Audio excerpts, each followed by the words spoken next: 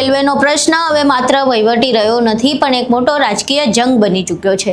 ભાજપના કદાવર ધારાસભ્ય જયેશ રાદડિયાએ રેલવે પ્રશાસન સામે બાયો ચડાવી છે, પણ અહીં સવાલ એ ઊભો થાય છે કે શું ભાજપ સરકારના જ ધારાસભ્યનું અધિકારીઓ સામે કંઈ ચાલતું નથી? ટ્રિપલ એન્જિનની સરકાર હોવા છતાંય રેલવેના અધિકારીઓ કેમ ધારાસભ્યની વાત સાંભળવા તૈયાર નથી? આખી ઘટના શું છે તેના વિશે વિગતે ચર્ચા કરવી છે। નમસ્કાર, તમે જોઈ રહ્યા છો ચક્રવાત ન્યૂઝ, હું આપની સાથે હેમંત।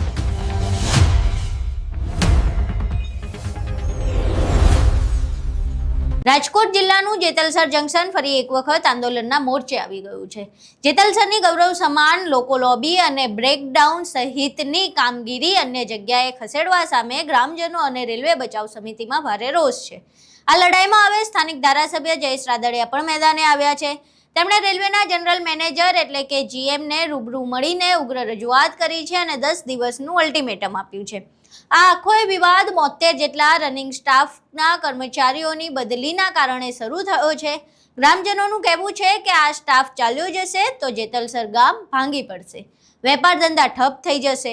અગાઉ રેલવે મંત્રીની ખાતરી પછી આંદોલન સમેટાયું હતું, પણ અધિકારીઓએ મંત્રીના આદેશને પણ ઘોડીને પી લીધો હોય તેમ સ્ટાફ ઘટાડી દીધો છે। હવે વાત કરીએ આ મુદ્દાના સૌથી ગરમાગરમ પાસાની।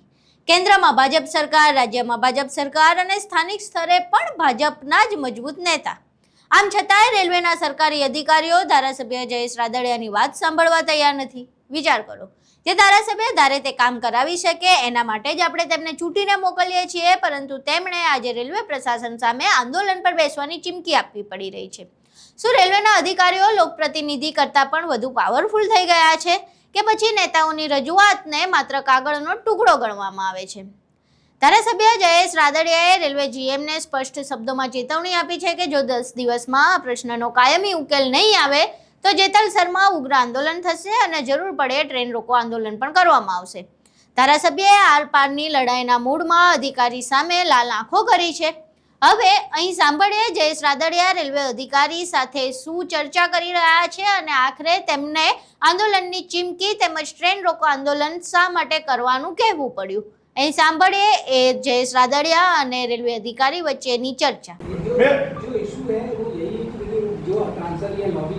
अरे मैं एक ही बात बता रहा हूँ, 85 लोगों को ट्रांसफर किए हैं। मैं अभी आपको लिस्ट दे देता हूँ कितने लोग यहाँ आने वाले हैं। कर दो ऑर्डर, चलो अभी आधा घंटे में कर दो। 2 बार दे दिया तो सबका वो नहीं आने वाले वापस ले जाओ। हमें कोई जबरदस्ती नहीं है, पर जो आने वाले उसका ऑर्डर तो करना पड़ेगा ना। आप क्यों इतना जिद कर रहे हो? ऑर्डर तो कर दो। इसका मतलब है आपका मेरी आपका रिक्वेस्ट है, इसका निराकरण आप लाओ।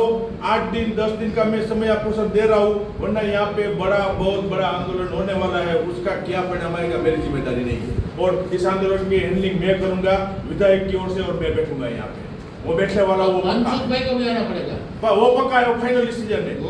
मैंने सबको बोला था कि आपको किसी को भी इसमें उपवास पर नहीं बैठने का है, आगे नहीं बैठने का है। हम ट्राई कर रहे हैं, नहीं होगा तो इसको नहीं बैठने का है। मेरे साथ में इसकी लीडरशिप मैं लेने वाला हूँ, और मैं खुद विधायक खुद यहाँ पे जितना टाइम बैठना पड़ेगा मैं बैठूंगा, रेल के ट्रैक पर बैठूंगा और रेल भी रोक दूंगा। फिर जो रेलवे को करना है वो करो, हम हमारी तरफ से करेंगे। सुसाइड कर रहे थे लेडीज, और जिसके बच्चे को लेके दिया वो सामने आ रही है, वो रेलवे डिपार्टमेंट की जिम्मेदारी होगी। आप ऐसे जॉब दे रहे हो ना, अब ये वीआईपी ठीक नहीं है। मैंने विधायक की इस एरिया ने क्या जवाब दिया था कि 6 महीने भी हो गए, 1 साल भी होगा, आप पॉलिटिकल प्रेशर करो। पॉलिटिकल लोग पॉलिटिकल प्रेशर ही हम करेंगे। ये हमसे है ना, 3 लाख वोटर्स के साथ है। ऐसा तो नहीं चलेगा, आप ऐसा जवाब दे रहे हो। देखो ये दोनों वो तभी सुसाइड करने वाली थी, मीडिया भी उसके सामने था। इसने बोला हमारे विधायक ने बाजू में छोड़ दो। मनसुख भाई ने फोन किया मुझे, मैं दिल्ली इसको लेके गया था डेलीगेशन को, मनसुख भाई ने बुलाया था, कभी हाजिर नहीं थे। तो मनसुख भाई ने फोन पर बात की कि आप छोड़ दो बहन जी, ये सुसाइड करने वाली थी। तीन ऐसी गुड़िया। चलो अभी तो मैं करूंगी, नहीं होगा तो मैं करूंगी। रिक्वेस्ट सर, आप देख लीजिए, आपको पूरा समझ में आ गया क्या रास्ता निकलता है। इसमें जीत नहीं होती है, इस जीत की वजह से ये हुआ है। मैं मानता हूँ कि इसी समस्या का निकाल कर देना चाहिए। बैठ के बात हो सकती थी। आपने जो संडे को शाम को 8 बजे आपके ऑफिस से अप्रूव हो जाता है तो यहाँ से DRM से क्यों नहीं होता, मेरा एक क्वेश्चन है। सर काश्मीर में करोड़ों रुपए की लागत लगाई, रेवेन्यू लिखो नहीं, राज की इच्छा शक्ति है, ये लोग सब इसने सब कबूल किया था कि कल हो जाएगा, यहाँ से गए ना कल हो जाएगा। सर ने एयरपोर्ट भी निकाल दिया था, हमने चुटनी के बहिष्कार सर, कोच कीजिए। करने वाले थे। बहुत गलत होने वाला है। आप समझो बहुत गलत है। ऊपर जवाब नहीं दे पाओगे, सर को समझा पाओगे, मिनिस्टर को समझा पाओगे, ऊपर जवाब नहीं दे पाओगे। मेरी बात याद रखो, आप बहुत गलत कर रहे हो। भावनगर डिवीजन सब लोगों ने बहुत गलत कर रहे हो। सभी जगह प्रश्न है सर, केशोद में प्रश्न है, गिर सोमनाथ में प्रश्न है, सभी जगह पर वही है, आपका विरोधी हो रहा है। मैं खुद विधायक की ओर से मैं आपको लेटर लिख दूंगा, जान कर दूंगा, मैं यहाँ पे ऊपर पर बैठने वाला हूँ। मैं आपको ही जान कर दूंगा, मेरा कॉल आएगा इस दिन से मैं यहाँ पे और रेलवे बचाओ समिति वो नहीं बैठेगी, वो सब मेरे साथ में बैठेंगे, इसकी पूरे आगेवानी मैं लूंगा और मैं बैठने वाला वो पक्का है। आप मेरी बात कर लीजिए। जब एक्सट्रीम लेवल था ना यहाँ का 90 में 2300 स्टाफ था हेलो और 2000 पेंशनर थे 2300 दिनेश भाई, दिनेश भाई, आप देख लीजिए सर, बराबर मैं देखता हूँ। सर आपकी मेहरबानी। पहला कल रेलवे बचाव समिति की ओर से ये हमारा लिखा होगा, तो रेलवे बचाव समिति चला रहे। हाँ सर के पैर पकड़ लो, कुछ करना है तो बोलते बस खत्म। कर दीजिए। हमने अश्विनी मिश्रा साहब के पैर आपका पैर पकड़ लो।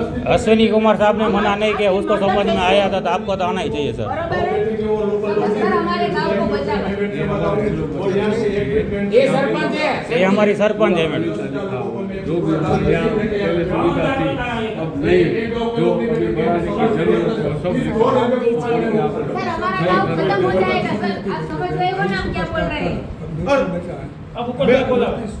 અહીં તમે રેલવે અધિકારી સાથેની જયેશ રાદડિયાની બોલાચાલી જોઈ। હવે બીજી તરફ રેલવે જીએમ આ સમગ્ર મામલાને પ્રશાસનિક નિર્ણય ગણાવીને પોતાનો બચાવ કરી રહ્યા છે। જીએમનું કહેવું છે કે લોબી બંધ નથી થઈ, માત્ર સ્ટાફ ઘટ્યો છે। પણ પ્રશ્ન એ છે કે જો સ્ટાફ જ નહીં રહે તો લોબી નામના પાટિયાનું ગ્રામજનો શું કરશે। અગાઉ રેલવે બચાવ સમિતિ દિલ્હી સુધી ધક્કા ખાઈ આવી છે। હવે જોવાનું એ રહેશે કે ભાજપના જ ધારાસભ્યની આ ચીમકી પછી રેલવે તંત્ર નમે છે કે પછી જયેશ રાદડિયાએ પોતાની જ સરકારના તંત્ર સામે પાટા પર બેસીને ટ્રેન રોકો આંદોલન કરવાની ફરજ પડશે। આ મુદ્દે તમારું શું માનવું છે? શું અધિકારીઓ નેતાઓનું નથી સાંભળતા એ વાત સાચી છે? તમારા મંતવ્યો અમને કોમેન્ટ બોક્સમાં જરૂર જણાવજો। વિડીયો પસંદ આવ્યો હોય તો વિડીયોને લાઇક કરજો, શેર કરજો અને અમારી ચેનલને સબસ્ક્રાઇબ કરવાનું ભૂલશો નહીં। જેતપુરથી સંતોષ સોલંકીનો અહેવાલ। નમસ્કાર।